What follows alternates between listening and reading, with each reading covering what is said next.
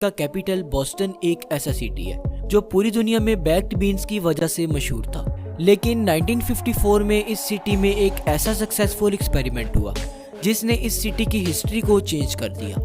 1954 में जोसेफ ई मरे और इनके कोलीग्स एक बहुत ही सीरियस ऑपरेशन परफॉर्म कर रहे थे। ये ऑपरेशन बॉस्टन के एक बहुत ही फेमस हॉस्पिटल पीटर बेंट बरिगम में हो रहा था।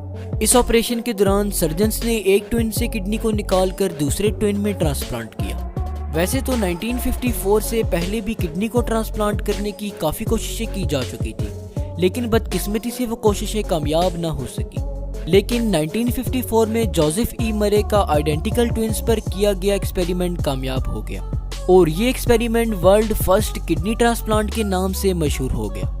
इसके साथ ही किडनी फेलियर, जिसे एक फैटल डिजीज यानी कि जानलेवा बीमारी समझा जाता था, उसका सोल्यूशन भी मिल गया। जोसेफ ई मरे को उनके इस कारनामे पर 1990 में नोबेल प्राइज से नवाजा गया। जिस पेशेंट को किडनी ट्रांसप्लांट की गई थी वो ट्रांसप्लांट के बाद 8 साल तक जिंदा रहा और उसका नाम रिचर्ड हैरिक था। तो चलिए अब किडनी ट्रांसप्लांट के प्रोसेस को डिटेल में समझ लेते हैं।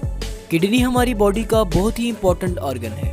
इसका फंक्शन हमारी बॉडी से हार्मफुल मटेरियल्स को एक्सक्रीट करवाना है। ये हार्मफुल मटेरियल्स यूरिन की फॉर्म में बॉडी से एलिमिनेट होते हैं। अगर किडनी अपना फंक्शन परफॉर्म ना करे तो हमारी बॉडी में बहुत से हार्मफुल मटेरियल्स स्टोर होना शुरू हो जाते हैं, जो कि हमारी हेल्थ के लिए बहुत ही डेंजरस हैं। कुछ कंडीशंस में तो किडनी बिल्कुल ही फेल हो जाती है और बॉडी में किसी भी किस्म का कोई भी फंक्शन परफॉर्म नहीं करती। ऐसे पेशेंट्स की डायलिसिस की जाती है, लेकिन डायलिसिस एक परमानेंट सोल्यूशन नहीं है। इसी वजह से किडनी ट्रांसप्लांटेशन को प्रेफर किया जाता है। किडनी ट्रांसप्लांटेशन उन पेशेंट्स की जाती है जो एंड स्टेज रीनल डिजीज से गुजर रहे हों। किडनी ट्रांसप्लांटेशन उस सर्जिकल प्रोसेस को कहते हैं जिसमें लिविंग डोनर यानी कि किडनी को डोनेट करने वाले पर्सन से हेल्दी किडनी को निकालकर रेसिपिएंट यानी कि किडनी रिसीव करने वाले पेशेंट की बॉडी में प्लेस कर दिया जाता है। किडनी ट्रांसप्लांटेशन उन पेशेंट्स की जाती है जो इतने हेल्दी हों कि सर्जरी में होने वाले पेन को टॉलरेट कर सके। इस प्रोसेस से पहले डॉक्टर्स रेसिपिएंट और डोनर का ब्लड टेस्ट करते हैं। ब्लड टेस्ट से डॉक्टर्स ब्लड टाइप और ह्यूमन ल्यूकोसाइट एंटीजन को मालूम करते हैं। Human leukocyte antigen group of antigens हैं जो कि वाइट ब्लड सेल्स की सरफेस पर प्रेजेंट होते हैं। एंटीजेंस हमारी बॉडी में इम्यून रिस्पॉन्स प्रोड्यूस करते हैं। किसी भी सक्सेसफुल ट्रांसप्लांट के लिए डोनर्स और रेसिपिएंट के ह्यूमन ल्यूकोसाइट एंटीजेंस का मैच होना बहुत जरूरी है। ह्यूमन बॉडी में 6 ह्यूमन ल्यूकोसाइट एंटीजेंस होते हैं। डोनर और रेसिपिएंट के जितने ह्यूमन ल्यूकोसाइट एंटीजेंस मैच करते जाते हैं उतने ज़्यादा ट्रांसप्लांट के सक्सेसफुल होने के चांसेस बढ़ते जाते हैं। इसके अलावा ट्रांसप्लांट से पहले एक और टेस्ट भी किया जाता है। इस टेस्ट में डोनर और रेसिपिएंट के ब्लड को मिक्स किया जाता है और ये चेक किया जाता है कि रेसिपिएंट ब्लड डोनर के ब्लड एंटीजेंस के अगेंस्ट एंटीबॉडीज को ना बनाए। अगर रेसिपिएंट की बॉडी कोई रिएक्शन ना शो करे तो ऑपरेशन किया जाता है। किडनी ट्रांसप्लांट के दौरान सर्जन्स पेशेंट को जनरल एनेस्थीसिया में रखते हैं। जनरल एनेस्थीसिया में बॉडी में बहुत सी ड्रग्स इंजेक्ट की जाती हैं जो पेशेंट को अनकॉन्शियस यानी कि बेहोश रखती हैं। ये ड्रग्स इंट्रावेनसली इंजेक्ट की जाती हैं। जैसे ही पेशेंट अनकॉन्शियस कंडीशन में आता है, डॉक्टर्स पेशेंट के एब्डोमेन में कट लगाते हैं और एब्डोमेन को ओपन करके डिजीज किडनी को बॉडी से बाहर निकाल देते हैं।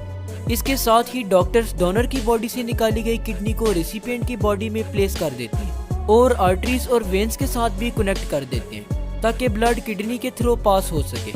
डॉक्टर्स न्यू किडनी के यूरेटर को भी हमारी बॉडी में प्लेस करते हैं ताकि पेशेंट इजीली यूरिनेट कर सके।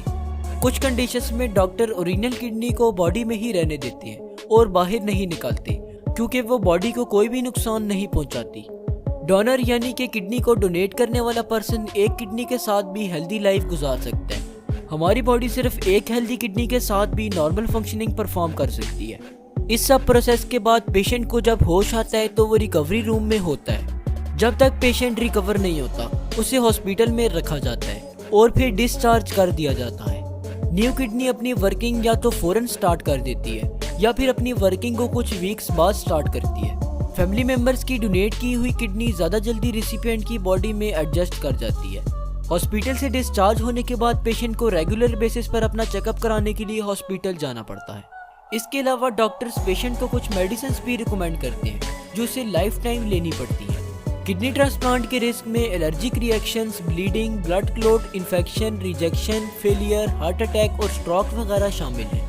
एक रिसर्च से ये बात सामने आई है कि किडनी ट्रांसप्लांटेड पेशेंट्स ट्रांसप्लांट के बाद तकरीबन 5 साल तक जिंदा रहते हैं। किडनी ट्रांसप्लांट के बाद इम्यूनोसप्रेसिव ड्रग्स पेशेंट को लाइफ टाइम लेनी पड़ती हैं। इन ड्रग्स को लेने से बॉडी में जो साइड इफेक्ट्स प्रोड्यूस होते हैं उनमें weight gain, bone thinning, increased hair growth और एक्ने वगैरह शामिल हैं। तो होप सो आज की इस वीडियो से आपको कुछ ना कुछ ज़रूर नया जानने को मिला।